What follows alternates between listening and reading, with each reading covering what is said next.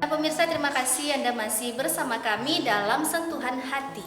Nah, kali ini saya masih bersama dengan Bang Boy selaku Ketua Umum dari NPC Kota Padang.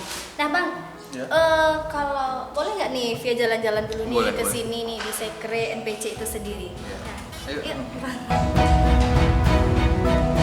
Kayaknya lagi rame ya, Bang ya? Ya lumayan lah setiap hari. Ini lagi sepi sekarang, biasanya lagi rame lagi.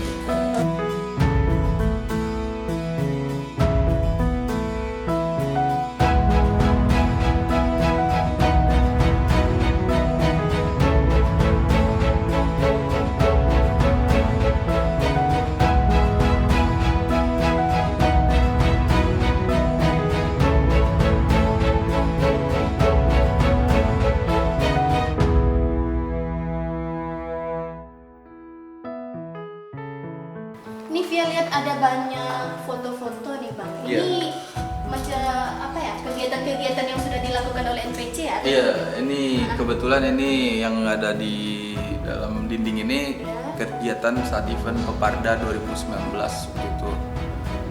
Yang kegiatan terakhir yang pada saat Peparnas kebetulan belum dicetak dan belum ditempel lagi. Iya. Nah, ini Via juga lihat ada bonus Paralimpik Perak mendapatkan 15 juta rupiah ya Bang ya. Wah, luar biasa Iya. sekali ya pemirsa ya.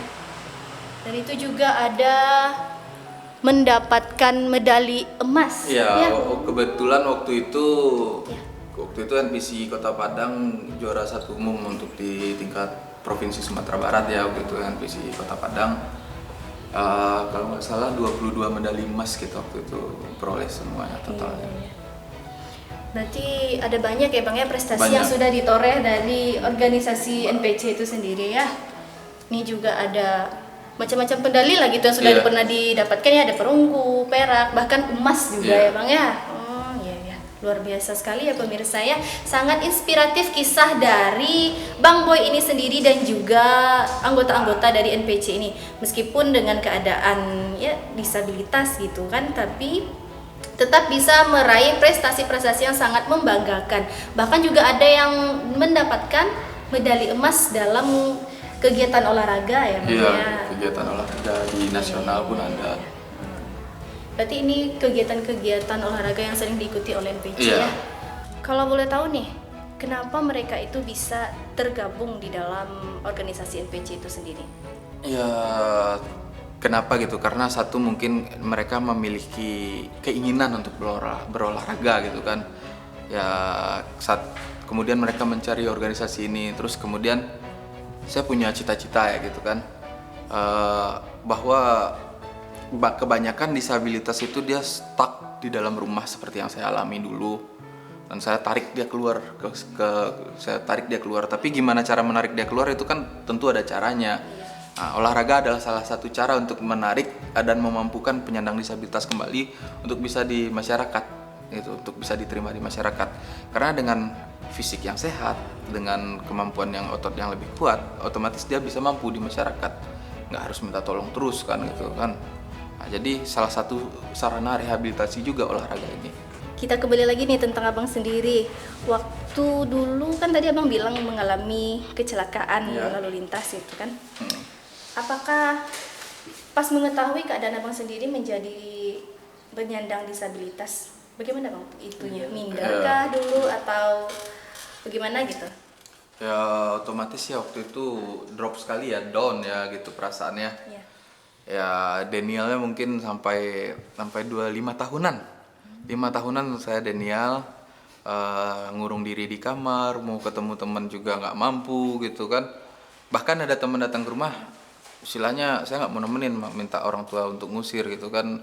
Karena emang dari seorang yang normal, dari seorang yang biasa gitu, menjadi disabilitas itu beban gitu. Beban awalnya kita bisa ngapa-ngapain sendiri gitu, harus minta tolong gitu kan.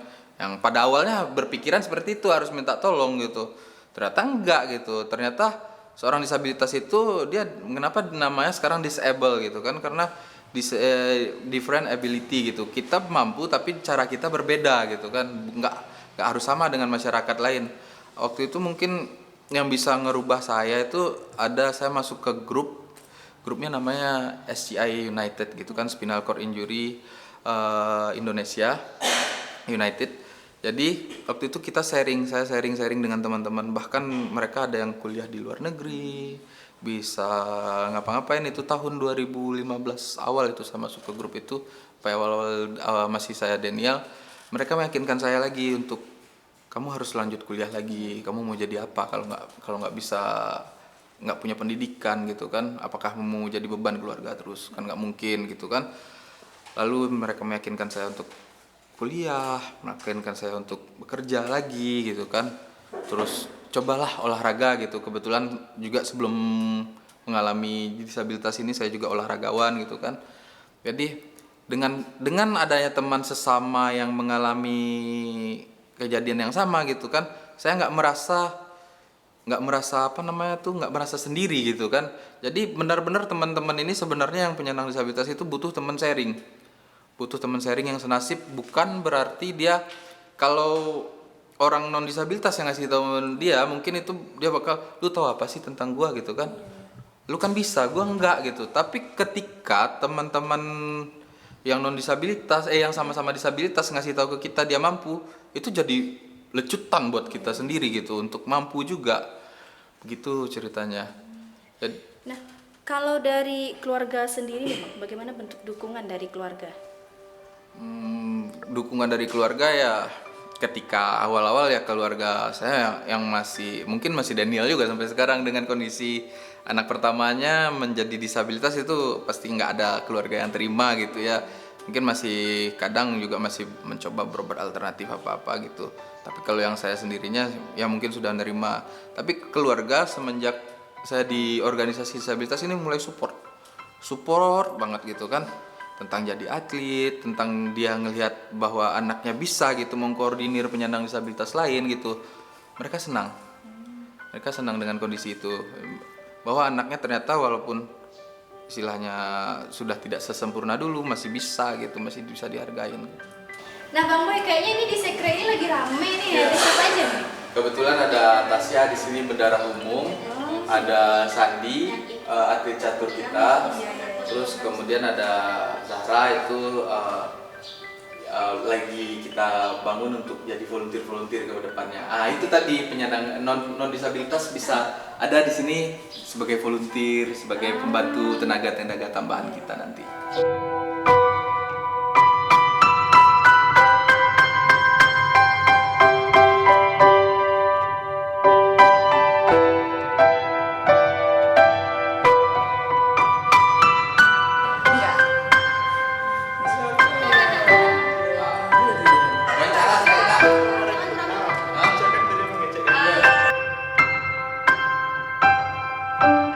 Nah, pemirsa, kali ini saya sudah bersama dengan salah seorang anggota dari organisasi NPC itu sendiri. Nah, selamat siang, Bang. Selamat siang. Kalau boleh tahu ini namanya siapa ya, Bang? Namanya Sandi. Sandi. Iya. Nah, di dalam organisasi NPC ini Abang atlet apa nih? Sandi kebetulan atlet catur. Atlet catur. Iya. Nah, boleh cerita sedikit nggak nih tentang perekrutan Abang sehingga masuk ke dalam organisasi NPC itu sendiri? Iya. Jadi awal masuknya itu dulu saya kenal sama Bang Boboy, dan Bang Boboy menemuin saya. Kebetulan waktu itu saya lagi berobat di Kota Padang gitu. Akhirnya ketemu Bang Boboy, bercerita, beliau menanyakan gitu, apa minat Sandi kalau di bidang olahraga gitu. Dan Sandi bilang, Sandi minat catur, Bang gitu. Ya, jadi kalau minat catur nanti bahkan Abang kenalin dengan pelatih catur dari Sumatera Barat gitu. Nah, satu pertanyaan lagi nih, Bang. Tentang Bang Boy itu, ketua umum dari NPC Kota Padang, itu menurut Abang pribadi yang seperti apa dia itu? Kalau menurut saya beliau itu pribadi yang sangat luar biasa. Beliau baik gitu, dan juga peduli dengan teman-teman disabilitas gitu. Dan dia itu tidak sungkan untuk merekrut teman-teman yang baru gitu. Kita bisa santai dengan beliau walaupun pertama kali bertemu. Pokoknya sangat welcome dengan teman-teman disabilitas.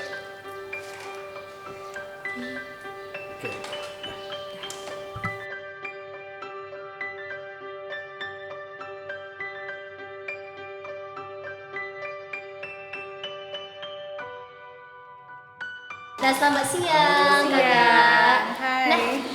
Nah, lagi ngapain nih? Ini kita lagi nyusun proposal program untuk kegiatan tahun ini, tapi masih dirancang-rancang kecil-kecilan.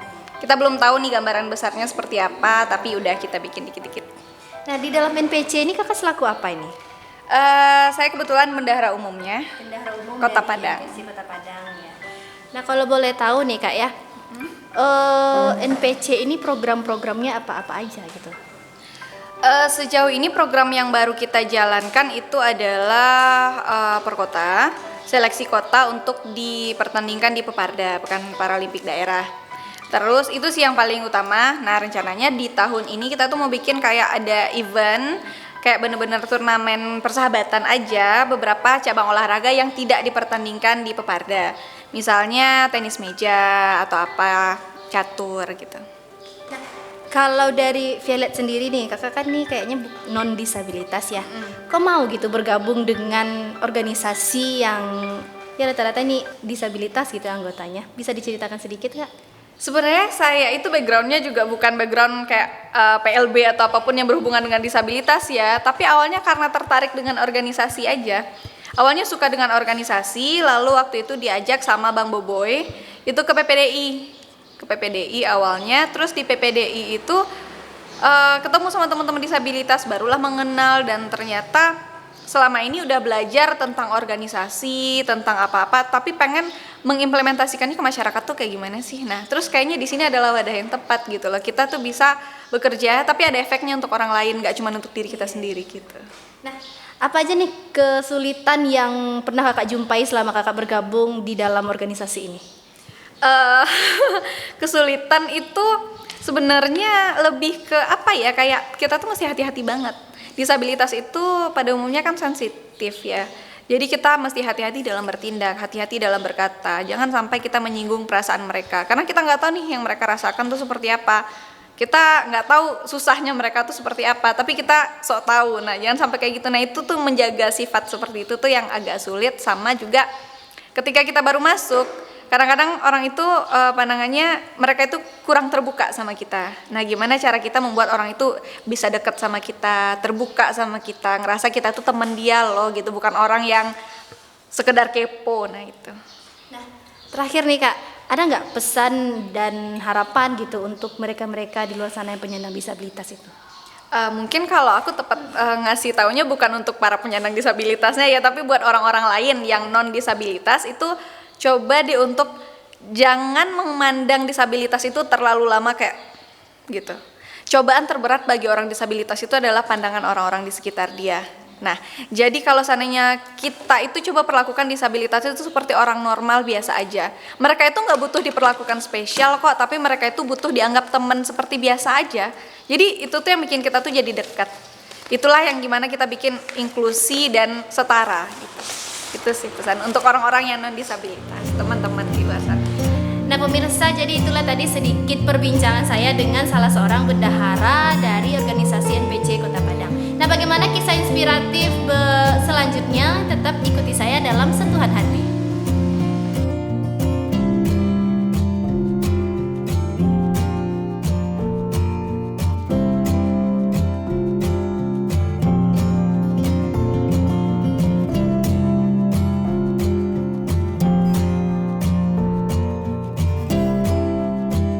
Ada nggak pesan atau harapan untuk mereka-mereka di luar sana yang menyandang disabilitas? Menjadi disabilitas itu bukan akhir dari segalanya gitu ya. Istilahnya kita harus berkaca ke banyak penyandang disabilitas yang sukses-sukses dan bisa gitu, walaupun kondisi mereka terbatas. Jangan dihentikan, jangan dihalangi kalau kita punya mimpi. Kalau kita punya mimpi, kita kejar apapun mimpi kita itu. Kalau kita ditertawakan karena mimpi kita terlalu besar, ya biarin aja. Tetap lanjut gitu. Mimpimu belum besar kalau kamu belum ditertawakan orang gitu kan.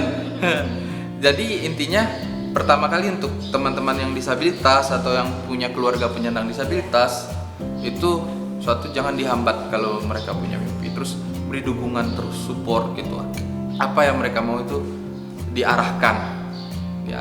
Terus kalau keluarga punya anak disabilitas jangan malu kalau anaknya itu disabilitas, bawa mereka keluar karena mereka adalah ciptaan Tuhan itu nggak ada yang nggak sempurna gitu. Bawa mereka keluar, terus ya mungkin kalau ada yang masih di Kota Padang atau di Sumatera Barat yang masih nonton gitu kan, yang punya keluarga disabilitas, bisa join ke NPC itu untuk memampukan teman-teman kita ini gitu. Jangan sampai diendap, jangan sampai disembunyikan, apalagi dipasung di rumah gitu, jangan sampai, kasihan. Nah pemirsa, seperti tadi yang dibilang oleh Bang Boy ini, bagi Anda atau yang berada di rumah sekarang ini memiliki keluarga penyandang disabilitas, nah yakinlah bahwasanya penyandang disabilitas itu bukan tidak bisa apa-apa, tapi dia memiliki kemampuan yang pasti bisa digali. Nah bisa nih bergabung dengan organisasi NPC itu sendiri ya Bang ya. Nah alamatnya ini ada di Jalan Garuda Parupuk Tati di SMP 13. Dekat SMP 13. Bisa banget nih bergabung di komunitas ini atau di organisasi ini. Nah pemirsa, terima kasih ya Bang ya atas ngobrol-ngobrol santai kita siang hari ini. Nah jadi pemirsa, itulah sedikit tadi kisah inspiratif dari Bang Boy selaku Ketua Umum dari NPC Kota Padang. Nah tetap saksikan Sentuhan Hati Padang TV setiap hari Kamis jam 8 malam. Assalamualaikum warahmatullahi wabarakatuh.